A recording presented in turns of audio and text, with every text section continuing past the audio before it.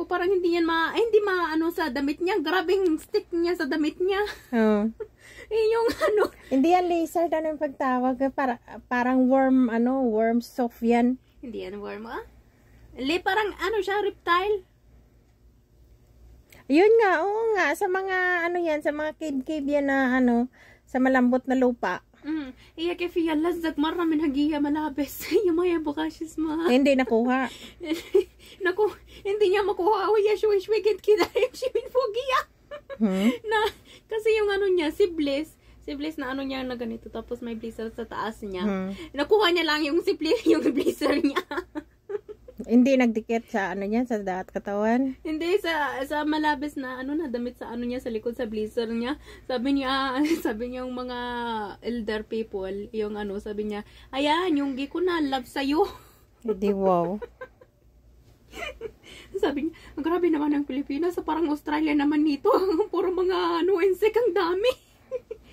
Kahit saan ka naman, kahit hindi Pilipinas, ang daming insect ka. O nakita mo sa China, puro exotic ang kinakain. Oo. Pero kasi siya 2 times na sa isang araw na nagdating siya na niya. Mabuti, hindi na ngati. Hindi, nagpunta sa damit niya, sabi ni bigay na lang kita ng bago niya. Ayan, nakarecord yun na. Traveler influencer nakita ko sa sa TikTok na nagpunta siya sa Pakistan. Alam mo naman mga dami kung foreigner ka, palagi lang dami mong scammer, 'di ba? Siya nagpunta siya sa beach doon sa Pakistan. Nagpunta siya sa beach. May mga doon, mga local, sila give riding sa camel, sa taas ng camel. Yung una ng local nagsabi, isang ride na hanggang 100 meter doon, hanggang doon, siya 1,000 rupee. Okay? Nagpunta siya, sabi niya, isang ride lang, isang direction lang doon. Sabi niya, hindi pwede magiging namin ni 700, 800 kita. Sabi niya, okay lang kasi isang direction lang na pwede parang 4 meter kita bus. Sabi niya, 800, okay. Yan ang tupag nila. Yan ang nila na fixed na presyo, 800 rupees, okay? Tapos, nagpunta sila doon na sa middle ng nila, magpunta sa destination nila, sabi, gusto na lang dito na lang i-anuhin. Kasi may mapunta siya. Pero mag-pay full naman siya kasi ng 800 kasi yan ang nila, fixed price. Oo, pero sabi yung local na sabi, yung price, yung bill mo, 200 rupees. 2,000 rupees. Ayun na akong increase niya. Scam? Na-increase niya. Sabi yung parang nabigla yung lalaki, sabi niya, ha? Sabi, akala ko sabi mo 1,000 lang. Kung 1,000 okay lang. Opay ko, bakit napunta ka doon hanggang taas ng 2,000? Ay, di scam? Hindi, sabi niya, ayaw ko bigay kita ng kung gusto mo, 800, bigay kita. Kasi lang, 2 meters lang, 3 meters lang na yung ko sa camel. At saka yung kondisyon nila, 800. Oo, 800. Tapos, nagbayad? Hindi siya nagbayad. Na gusto niya bigay ng 800. Ayaw din yung local. Sabi niya, kilalang magbigay mo ng 1,000. 2,000. Anong nangyari? Nagabigay yung lalaki, nagabigay sa kanya ng pera. Ayaw niya yung lalaki ng ng camel. Ayaw niya kasi sabi niya, gusto ko ng 200. Tapos anong sabi niya pa? $200.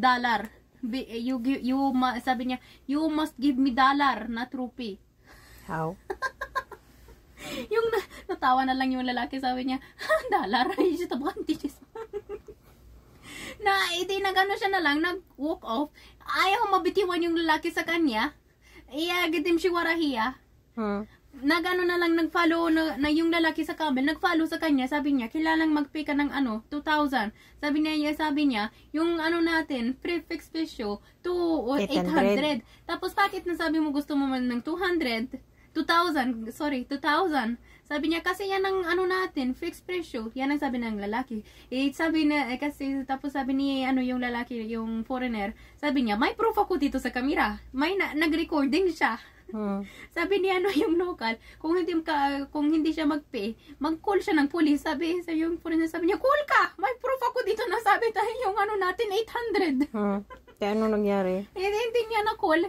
May mga local ba nagdating sa kanya, mag-help sa kanya kasi nakita nila nag-aaway sila. Nagkikita. Yun na nahiya naman yung nahiya din yung mga local sa kanila kasi yung may proof din sila. Nakita na nila yung proof na yung lalaki sabi niya 800. Hindi sila na lang nagbayad ng 200. Sabi yung lalaki ng foreigner, bakit nagbayad mo? Yung mga ganito kailangan hindi natin ibayad din. Hey, sabi niya ng mga local, okay lang, don't worry. It's an appreciation. Sorry, yung mga local, yung iba mga local parang naghiya sila sa foreigner ng ganito yung impression sila kasi sa Pakistan. Dapat lang. Kasi na namihimasa sila. No. Sabi niya, okay lang, don't worry. You enjoy. Ang grabe mga nila. May isa din sa Hindiya na isang nahiya ba daw rahat Hindiya, napunta siya sa Hindiya, nagabili ng chai doon sa Hindiya. May mga bata na dalawa sa likod niya, anong imshi sa Tagalog? Lakad. Nagalakad siya sa street. Street food. Street food, nagatingnan-tingnan siya saan yung mga kunting clean na mga food para ibili niya, para mag-review niya. Tapos nakita niya na dalawang bata sa likod niya, naga-follow sa kanya. Yung mga bata, sabi niya, please, $1, give me $1. Tapos? Siya, sabi niya, wala akong dollar. Wala siyang dollar. Wala ang siya. Tapos sabi niya, idi want 10 rupee, mafi mushkila. 10 rupee please, 10 rupee please. No. Parang sabi niya, oh no. Ayaw niya mabigay. Parang nainis siya na sa nitong dalawang bata kasi palagi lang hanggang sa stand ng Shai, hanggang sa hotel niya.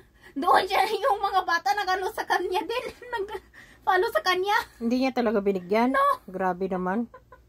Hindi naman nabigyan sa kanila kasi nabili na sa kanila ng ice cream. Kahit na. O binigyan nila ng tag 1 rupee. O, say bye-bye. Bye-bye. Hope you enjoy the story.